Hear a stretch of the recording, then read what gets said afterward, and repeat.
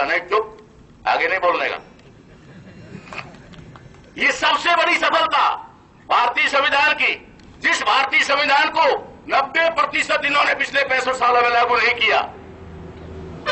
65 सालों में 90% लागू नहीं किया और जो 10% लागू था उसको भी धीरे धीरे खत्म करने का जो कार्यक्रम उन्होंने किया, उस कार्यक्रम और जो तेज गति से उनका कार्यक्रम चल रहा था उसके ऊपर हमने लगाम लगाई।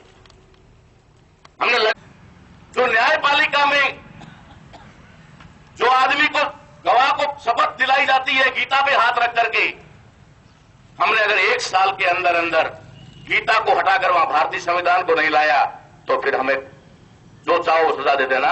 ये हमने घोषणा की कि हम करवा के रहेंगे। आपको मालूम नहीं हो, 17 दिन में घोषणा हुई।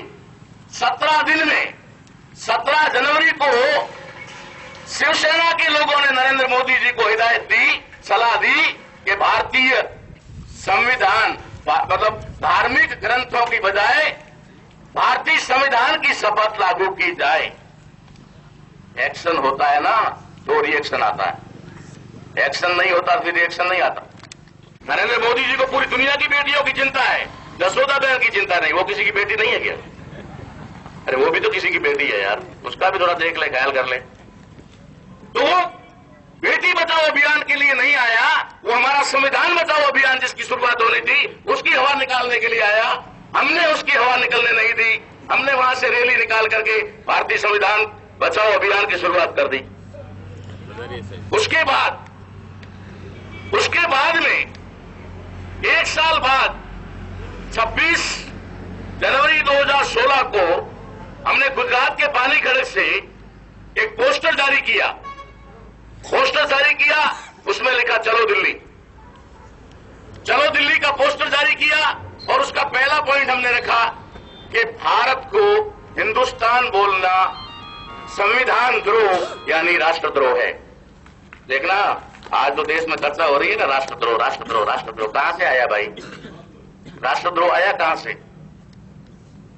हमने कहा भारतीय संविधान के अनुसार और भारतीय संविधान के आर्टिकल 1 के अनुसार, पहले ही अनुच्छेद के अनुसार, भारत का नाम अंग्रेजी में इंडिया है और हिंदी में भारत है, इसका तीसरा कोई नाम नहीं है।